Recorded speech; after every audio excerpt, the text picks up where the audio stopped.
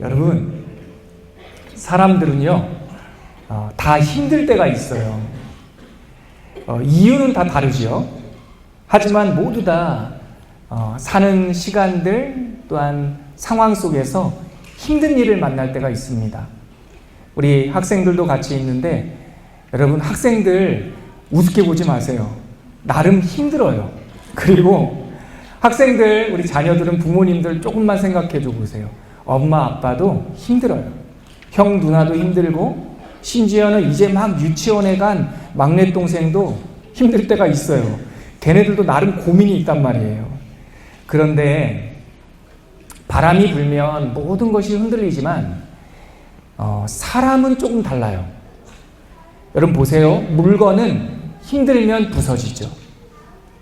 동물은 힘들면 도망가요. 근데 사람은 힘들면 더 힘을 내요. 심지어 그 힘든 상황을 바꿔버리기도 해요. 힘들지 않게. 나는 힘들었지만 내 형제는 힘들지 않게 하겠다. 나는 고생했지만 내 아들, 딸들은 고생하지 않게 하겠다. 그 바람 불고 어려운 상황을 바꿔버릴 수 있는 것. 그것이 사람이에요. 그래서 사람은 조금 특별해요. 동물과 또한 물건과 같지 않아요. 성경에도 이런 이야기가 있습니다. 바로 오늘 우리가 읽었던 단 한 구절, 사사기 12장 8절에 나오는 베들레헴 사람들이에요. 그런데 목사님, 참 우리 목사님도 용하다. 어떻게 한 절 가지고 설교하시나? 근데 이게 이 한 절만 있는 게 아니라 이 사사 시대에 베들레헴 사람들에 대한 별책부록이 하나가 더 있어요. 우리 어른들, 우리 자녀들 들을 수 있도록 대답해 주세요. 사사 시대에 살았던 베들레헴 사람들의 이야기, 어떤 성경이죠? 아이고, 아시잖아요. 무슨 성경이에요? 룻기잖아요. 아이고, 큰일 났다. 이거 난 다 아는 줄 알고 오늘 자, 알려드렸어요. 사사 시대에 살았던 베들레헴 사람들의 이야기, 별책부록 성경. 무슨 성경이요? 룻기 성경이에요. 룻기를 보면 이 사사 시대에 살았던 베들레헴 사람들의 이야기가 꼼꼼하게 담겨 있어요. 바로 그 베들레헴이라고 하는 작은 동네가 힘들고 어려웠을 때 그 힘든 것을 정반대로 살기 좋은 동네, 행복한 동네로 바꿔냈던 사람들이에요. 그 동네도 사사시대 동안에 어려운 일이 있었죠. 가뭄 때문에 먹을 것이 없었고 왕이 없어서 모두 다 힘들었어요. 그래서 베들레헴 살던 사람들이 먹을 것 찾아서 이민 가기도 했어요. 그 이민 갔던 사람 중에 한 명이 바로 룻기의 주인공이 되는 나오미, 엘리멜렉 이런 가족이었지요. 아무튼 그 힘들었던 시대를 이야기하려는 것이 아니라 바로 우리 어른들, 우리 엄마 아빠는 다 알고 있는, 주일마다 나누고 있는 바로 그 사사시대, 그때에는 이스라엘의 왕이 없으므로 사람들이 각자 자기 마음대로 살았다. 또 룻기에 보니까 베들레헴이라는 말이, 베트라는 말이 집이라는 말이고요, 레헴이라는 말은 떡이라는 말이죠. 그러니까 이번에는 어린이들, 학생들 한번 대답해 보세요. 베트가 집이고 레헴이 떡이면 베들레헴을 우리나라 말로 번역을 한다면 무슨 집이에요? 떡집이죠. 자녀들이 좀 더 대답이 좋네요. 떡집이에요. 근데 그 사사시대 때 힘들었던 것을 어떻게 우리가 이해할 수 있냐면 떡집에 떡이 떨어진 거예요. 그래서 사람들이 못 살겠다, 나도 못 살겠다, 다 이민을 갔던 거죠. 바로 그 시대, 떡집에 떡이 없고 왕이 있는 이스라엘에 왕이 없고 사람들은 살아야 될 약속의 땅에 약속이 없던 그 시대에 베들레헴 마을 사람들도 있었던 거예요. 근데 베들레헴 사람들 중에 대다수는 이 어려운 이 바람에 꺾이지 않겠다라고 생각하고 힘을 합쳐서 노력했어요. 그렇게 노력하고 밭을 갈다 보니까 어느 날 비가 왔고 곡식들이 다시 자라기 시작했죠. 그래서 베들레헴에 풍년이 일어났다라는 소식이 주변에 퍼지게 됐어요. 그래서 이민 갔던 사람, 도망갔던 사람들도 다시 찾아오는 사람 살만한 곳이 됐던 거죠. 그 바로 베들레헴 이야기가 오늘 우리가 사사기 12장 8절에 있었던 그 뒤를 이어 베들레헴 사람 입산이 이스라엘의 전체 리더가 되었다라고 하는 이 말 속에 룻기 이야기가 이렇게 담겨 있는 거예요.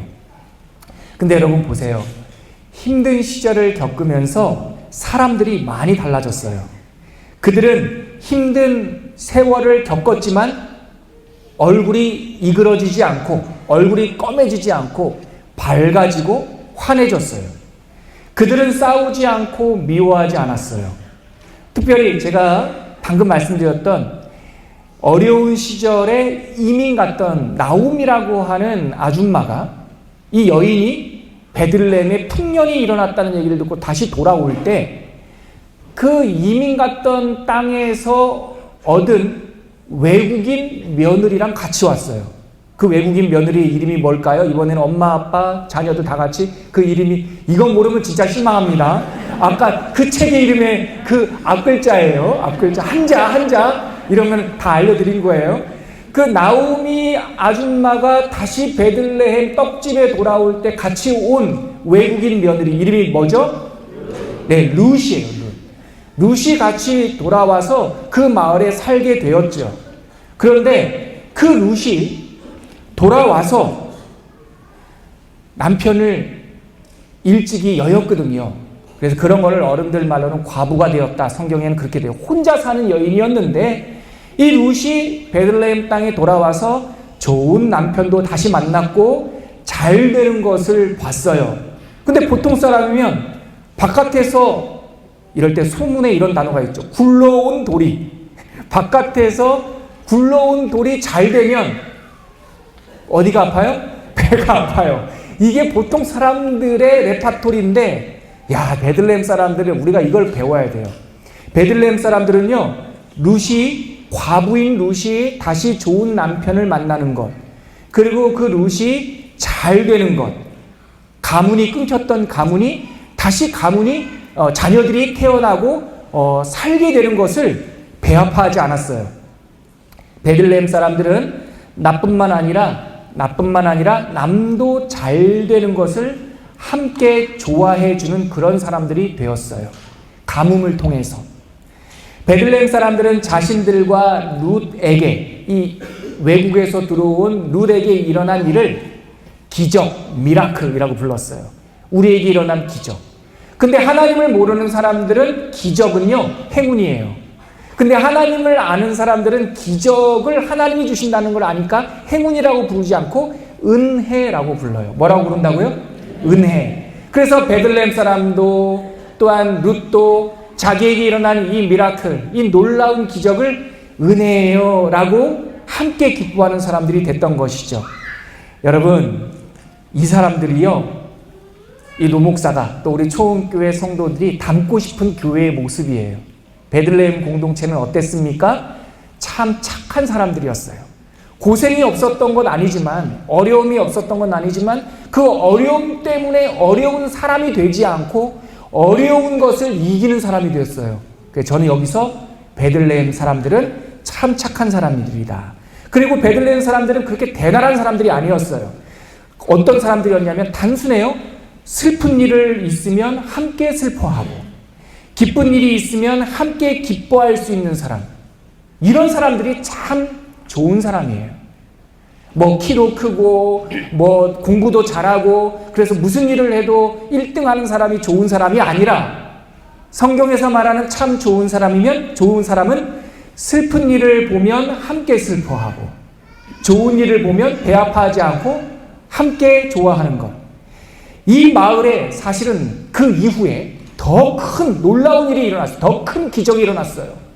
이 마을에서 누가 태어났게요? 훗날 다윗 왕이 태어났어요. 다윗 왕이 이 베들레헴 출신이에요. 근데 다윗 왕도 큰일이지만 사실은 그보다도 더 큰일이 일어났어요. 다윗 왕이 태어난 그 베들레헴 땅에서 훗날 우리의 구주이신 누가 태어나요? 예수님이 태어났어요. 이제 아시겠죠? 무슨 일이. 베들레헴은 작은 동네고 고난받았던 동네고 또 그 외국인 여인 룻이 돌아온 동네이지만 그 룻, 기적이라고 말했던 그 룻이 베들레헴이라고 하는 산부인과처럼 베들레헴이라고 하는 좋은 공동체 안에서 룻을 통해서 다윗왕이 태어나고 다윗왕을 통해서 예수님이 태어나더라는 거예요. 저는 우리 초원교회가 이러한 신기한 기적이 있는 교회가 되기를 바랍니다. 그 예수님께서 뭐라고 말씀하셨나? 로마서 12장 15절에 보면 자막 한번 보여주시겠어요? 같이 한번 읽어볼게요. 시작. 즐거워하는 사람들과 함께 즐거워하고 우는 사람들과 함께 울라. 서로 한 마음이 되어라. 오늘 한마음 예배가 여기서 나온 예배 이름이에요. 뭐가 되어라? 한마음이 되어라. 예수님께서 하신 말씀이 뭐라고요? 즐거워하는 사람과 함께 즐거워해라. 어휴, 샤우팅. 우는 사람들과 함께 울어라. 그것이 한마음이다. 그것이 교회다. 저는 우리 초원교회가 이런 베들레헴 마을과 같은 좋은 교회가 되었으면 좋겠어요. 저는 우리 모든 초원교회 성도들과 하나님 믿는 성도들이 다 베들레헴 사람처럼 착한 사람들이 됐으면 좋겠어요. 이 메시지를 준비하다가 제가 좋아하는 시인이 있는데요. 나태주 시인, 수더분한 아저씨인데요. 정말 이런 표현이 좀 죄송스럽지만 전혀 시인같이 생기지 않은 시인이에요. 그냥 동네 구멍가게 아저씨처럼 생겼는데 너무 아름다운 시를 쓰시는, 특별히 제가 이분을 좋아하는 까닭은 이분 마음 안에 믿음이 있어요. 하나님에 대한 믿음이 있는 우리와 같은 크리스찬이에요. 이분이 쓴 시집을 읽다가 이거 내가 오늘 설교할 설교 내용이네 하고 시 한 편을 보면서 제가 먼저 은혜를 받고 감동을 받았어요. 그 시를 가져왔는데요. 우리 학생들도 아시죠? 시는 마디를 연이라고 하잖아요. 이 시는 딱 세 마디로 되어 있는 시예요. 세 연으로 된 시인데 우리 그 시를 같이 한번 읽어봤으면 좋겠어요. 오늘 메시지의 결론이에요. 결론. 우리 앞에 자막 보이시나요? 네. 제목 내가 좋아하는 사람이라는 내용부터 우리 이 시 같이 한번 다 같이 읽어봐요. 시작. 내가 좋아하는 사람. 내가 좋아하는 사람은 잠깐만요. 제목이 안 나온 거예요? 나왔었죠? 네, 제목부터 읽어야 돼요. 사실은 나태주 이 이름도 읽어야 되는데 오늘은 이름은 제가 소개했으니까 제목서부터 다시 한번 읽을게요. 시작. 내가 좋아하는 사람. 내가 좋아하는 사람은 슬퍼할 일을 마땅히 슬퍼하고 괴로워할 일을 마땅히 괴로워하는 사람. 남의 앞에 섰을 때 교만하지 않고 남의 뒤에 섰을 때 비굴하지 않은 사람. 내가 좋아하는 사람은 미워할 것을 마땅히 미워하고 사랑할 것을 마땅히 사랑하는 그저 보통의 사람. 저는 이 시에 가장 감동받은 대목이 맨 마지막에 있는 그 문장. 그저 보통의 사람. 우리 초원교회는 꿈이 있어요. 언젠가 하나님께서 우리에게 때를 주시고 힘을 주시면 학교 세우는 꿈이에요. 학교, 사랑이 많은 학교, 서로를 도와주는 학교, 혼자 먹지 않고 함께 사주고 함께 나누는 학교. 그랬더니 어떤 사람이 그 학교에서 특별한 어린이들 키우겠냐고. No. 그런 학교는 세상에 많아요.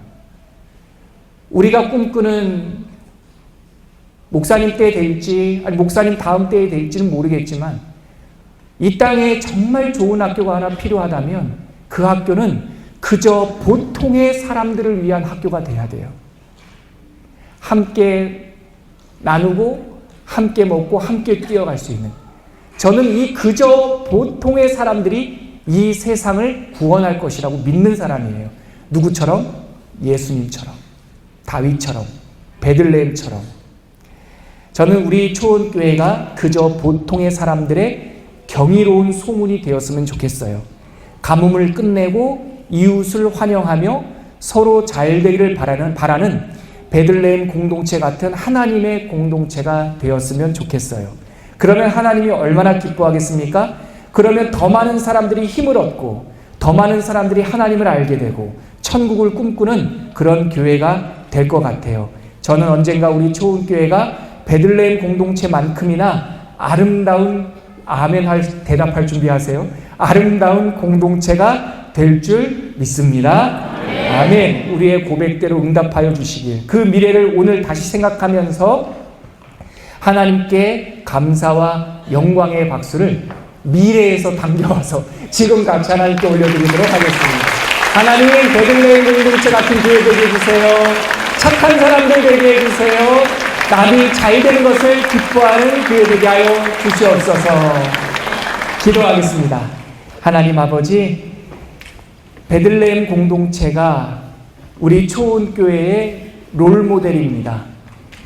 뛰어나거나 화려한 교회가 아니라 그저 보통의 사람들이 모인, 그러나 놀라운 소문이 일어나는 교회. 떠났던 사람도 돌아오고 망했던 사람도 다시 살아나고 지쳤던 사람이 힘을 얻는 그런 베들레헴 떡집 공동체 되게 하여 주시옵소서.